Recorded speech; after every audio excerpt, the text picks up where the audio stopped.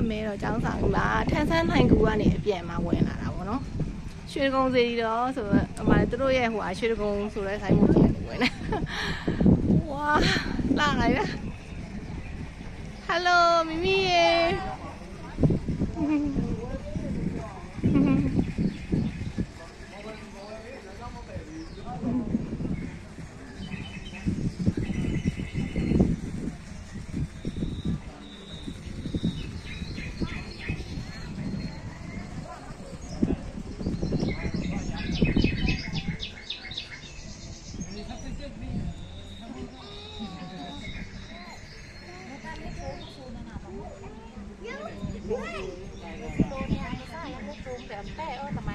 ဘာခေါ်တာလဲမဲတော့ကျောင်းဆောင်မယ်လားဟမ်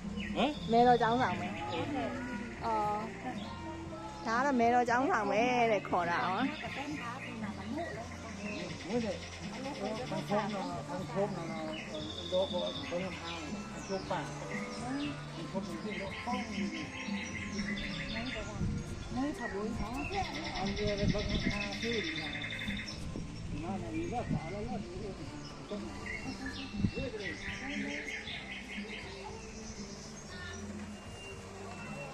လာလိုက်တဲ့နေရာဒါရှမ်းပြည်နယ်နော်ထန်းဆန်းနိုင်ဘက်ကိုလာလို့ရှိရင်ဒီနေရာဝင်လို့ရတယ်ထန်းဆန်းနိုင်ကူနဲ့ဘေးချင်းကတ်နီးပါးလောက်ပဲရှိရပေါ့နော်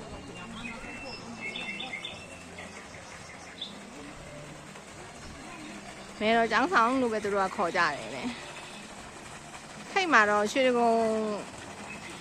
ပြီးတော့ပဲဘေးဘက်မှာတော့ရှမ်းဘာသာနဲ့ရေးထားတာပေါ့နော်မုတ်ဦးကြီးရှိတယ်အဲ့မုတ်ဦးကြီးကနေဝင်လာတာပေါ့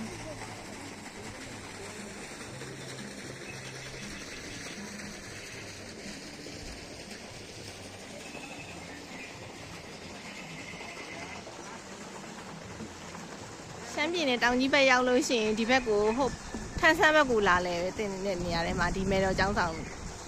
နေရာလဲဝင်တဲ့နေရာတွေမှာပါပါတယ်ရှင်ထန်းဆန်းနိုင်ကူနဲ့ဟိုဘက်ဒီဘက်လောက်ပဲတောင်ကြီးကလာတော့ရင်ရှင်တော့တနာရီနဲ့မိနစ်45မိနစ်ကြာတယ်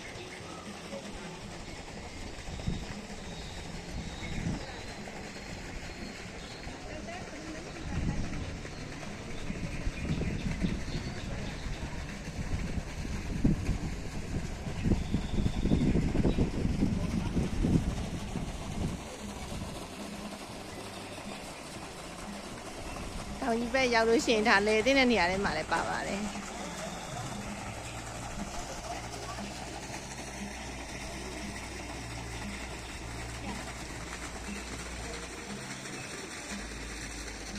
မီးနေရေ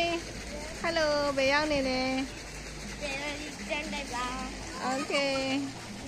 မီးဟိုးကိုရှောက်ကြည့်ပါဦးဟိုလမ်းလေးကိုရှောက်ကြည့်ပါဦး